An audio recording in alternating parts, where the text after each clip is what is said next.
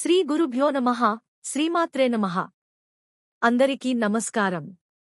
జనవరి 11 అమావాస్య సంక్రాంతికి ముందు వచ్చే అమావాస్య రోజు కొడుకులు ఉన్నవారు ఎలాంటి పరిహారం చేయాలి? అలాగే అమావాస్య రోజు చేయకూడని పనులు గురించి ఈ వీడియోలో మనం తెలుసుకుందాం. ఈ వీడియోకి ఒక లైక్ వేసి మీ ఫ్రెండ్స్ కి షేర్ చేయండి.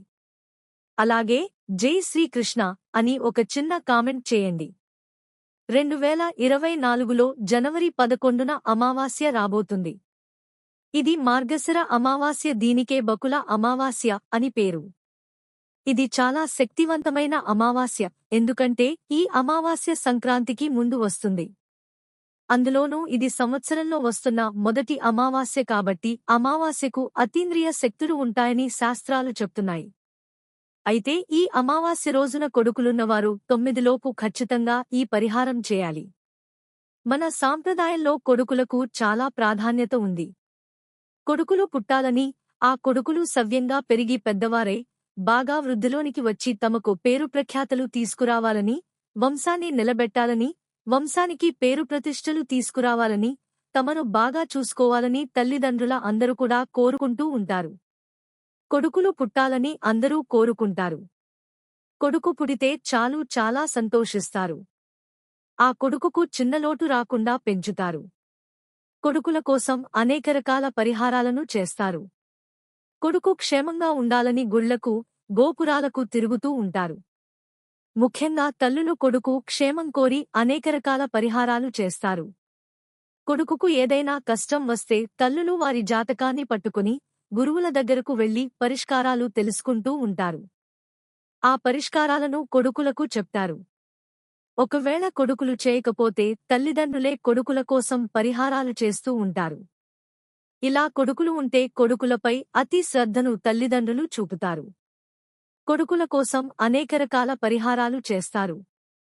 అంతేకాదు, కొడుకులు ఉన్నవారిని చూసి చాలామంది కుళ్ళుకుంటూ ఉంటారు. వారికేంటి కొడుకులు ఉన్నారులే అని అంటూ ఉంటారు. ముఖ్యంగా కొడుకులు లేనివారు కొడుకులు ఉన్నవారిని చూసి అసూయపడుతూ ఉంటారు. దిష్టి పెడుతూ ఉంటారు. ఆ దిష్టి వలన కొడుకుల ఎదుగుదల ఆగిపోతుంది. లేదా ఏదో ఒక చెడు, ఏదొక ప్రమాదం జరుగుతుంది. అలా మీ కొడుకులకు ఎటువంటి ప్రమాదాలు జరగకుండా ఉండాలంటే సంక్రాంతికి ముందు వచ్చే ఈ మార్గశిర అమావాస్య రోజు ఖచ్చితంగా ఈ పరిహారం చేయాలని శాస్త్ర పండితులు చెప్తూ ఉన్నారు.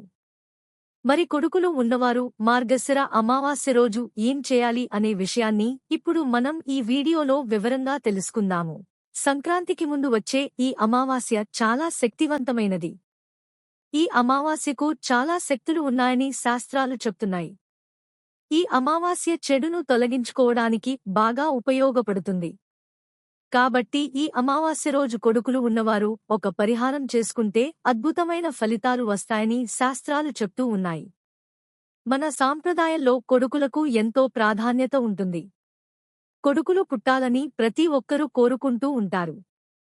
కొడుకులు పుడితే వంశం అభివృద్ధి చెందుతుంది.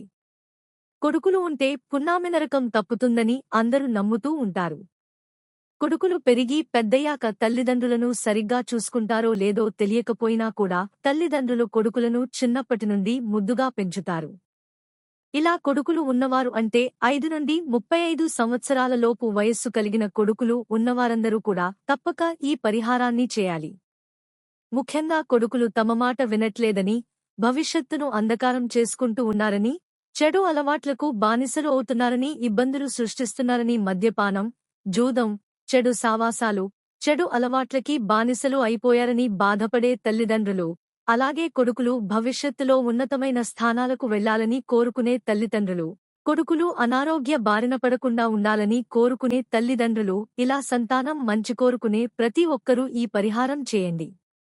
ఈ చిన్న పరిహారం చేయటం వలన మీకు కొడుకులపై ఉన్న చెడు అంతా కూడా పోతుంది. చెడు అలవాట్లు, చెడు సావాసాలు, అనారోగ్యాలు అన్నీ పోతాయి. కొడుకులు తల్లిదండ్రుల మాట వింటారు. కొడుకులు చేసే ఉద్యోగాల్లో, వ్యాపారాలలో అభివృద్ధి కలుగుతుంది. 100కు 100% ఖచ్చితమైన ఫలితం వస్తుంది. ఈ పరిహారం ఎవరు చేయాలి అంటే 5 సంవత్సరాల నుండి 35 సంవత్సరాల వయసు కలిగిన కొడుకులు ఉన్న ప్రతి ఒక్కరు కూడా పరిహారం చేసుకోవచ్చు. తల్లిదండ్రులనే కాదు, అమ్మమ్మ, తాతయ్యలు, నానమ్మ, తాతయ్యలు కూడా తమ మనవడి కోసం ఈ పరిహారం చేసుకోవచ్చు. ఈ పరిహారాన్ని సాయంత్రం 6 నుండి 9 గంటల లోపు చేయండి. ఒక్క కొడుకు ఉన్న లేక 2-3 కొడుకులు ఉన్న ఈ పరిహారాన్ని చేసుకోవచ్చు. ఇలా చేయడం వలన కొడుకులకు ఏమైనా వ్యసనాలు ఉంటే అవి పోతాయి. అంతేకాదు వారిపై ఉండేది దృష్టి, చెడు నెగిటివ్ ఎనర్జీ మొత్తం కూడా పోతాయి. అసలు ఏం చేయాలి అంటే ఈ రోజు రాత్రి 6 నుండి 9 గంటల మధ్యలో మీ కొడుకులను ఇంటి బయట కూర్చోబెట్టి దిష్టి తీయండి. ఈ అమావాస్య రోజు ప్రత్యేకముగా కొబ్బరికాయతో దిష్టి తీయాలి. మీ ప్రాంత ఆచారాలను బట్టి కొబ్బరికాయతో దిష్టి తీయండి. కొబ్బరికాయతో ఎలా దిష్టి తీయాలో మాకు తెలియదు అనుకునేవారు ఏం చేస్తారంటే ఒక మంచి కొబ్బరికాయను తీసి దానికి కుంకుమతో బొట్టు పెట్టండి. తర్వాత ఈ కొబ్బరికాయను చేతిలో పట్టుకుని మీ కొడుకును కూర్చోబెట్టి మీ కొడుకు చుట్టూ 11 సార్లు కొబ్బరికాయను తిప్పండి. అలా తిప్పేటప్పుడు ఇరుగు దిష్టి, పొరుగు దిష్టి, అందరి చెడు దృష్టి పోవాలని అనుకోండి. ఇలా 11 సార్లు సవ్యదిశలో 11 సార్లు అపసవ్యదిశలో తిప్పి తరువాత ఆ కొబ్బరికాయను ఒక ప్లాస్టిక్ కవర్లో వేసి కొబ్బరికాయ బయటకు రాకుండా గట్టిగా కట్టేసి ఎవరు తొక్కని చోట పడవేయాలి. లేదా పారేనీటిలో అయినా సరే పడవేయాలి. ఇలా కొబ్బరికాయతో దిష్టి తీసి పడేయాలి. పగల కొట్టకూడదు. విషయం బాగా గుర్తుంచుకోండి. పడేయాలిగాని పగల కొట్టకూడదు.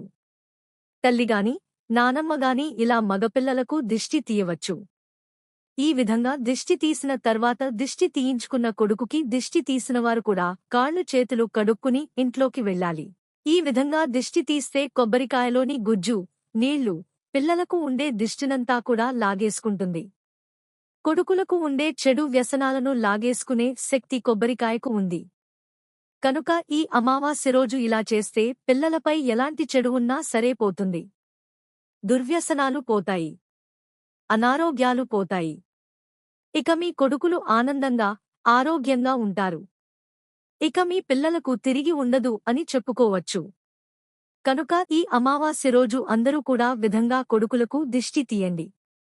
అలాగే అమావాస్య రోజు రాత్రిపూట మీ కొడుకులను ఎక్కడికి బయటికి పంపవద్దు. ఎందుకంటే చాలా పెద్ద అమావాస్య, చాలా శక్తివంతమైన అమావాస్య. అమావాస్య చీకటిలో దుష్టశక్తులు సంచరిస్తూ ఉంటాయి.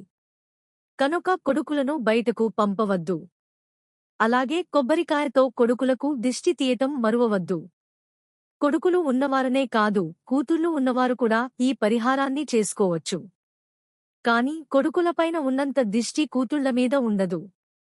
ఎందుకంటే కొడుకులు ఉంటే కొడుకులు ఉన్నారు మీకేంటి అంటారు. కాని కూతుర్లు ఉంటే మాత్రం అయ్యో పాపం కూతుర్లు ఉన్నారా అంటారు. ఈ భేదాన్ని మనమందరం కూడా గమనిస్తాము. కొడుకులకే ఎక్కువ దిష్టి ఉంటుంది కనుక కొడుకులు ఉన్నవారు చేయాలని శాస్త్రాలు చెప్తున్నాయి. కాని ఈ పరిహారాలను కూతుర్లు ఉన్నవారు కూడా చేసిన తప్పేమీ లేదు. ఈ మార్గశిర అమావాస్య రోజు మీ ఇంటి దైవానికి పాలతో చేసిన నైవేద్యాన్ని సమర్పించి కుటుంబ సభ్యులంతా దానిని ప్రసాదంగా స్వీకరిస్తే సంవత్సరం పాటు మీ ఇంటి దైవం అనుగ్రహానికి సులభంగా పాత్రులు అవుతారు. రాజయోగాన్ని పొందుతారు. ఇక బకుళ అమావాస్య రోజు కొన్ని పనులు అస్సలు చేయకూడదని శాస్త్రాలు కూడా చెప్తూ ఉన్నాయి. ఈ రోజు అంటే మార్గశిర అమావాస్య రోజు పొరపాటున కూడా సూర్యోదయం తర్వాత నిద్ర లేవకూడదు. అంటే సూర్యోదయానికి పూర్వమే నిద్రలేవాలి అనేది అర్థం. ఇలా రోజు చేయకపోతే అదే దరిద్రానికి దారితీస్తుంది. ఇక ఈరోజు షేవింగ్ చేసుకోవడం, గోర్లు కత్తిరించుకోవడం వంటివి అస్సలు చేయకూడదు. ఇలాంటి పనులు అమావాస్య రోజు చేస్తే దరిద్రం పడుతుంది. ఇలాంటి పనుల వల్ల భవిష్యత్తులో ఆర్థిక సమస్యలు ఎదురవుతాయి. ఇక ఈరోజు ముఖ్యంగా ఉదయం 5 నుండి 6 గంటల మధ్యలో, సాయంత్రం 5 గంటల నుండి 6 గంటల మధ్య అసుర సంధ్య వేళలో తలకు నూనె పెట్టకూడదు.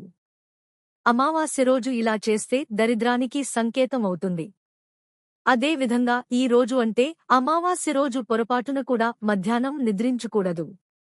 ఇది దరిద్రదేవతను ఆహ్వానించినట్లుగా అని శాస్త్రాలు చెప్తున్నాయి. మా వీడియోస్ చూసినందుకు ధన్యవాదములు.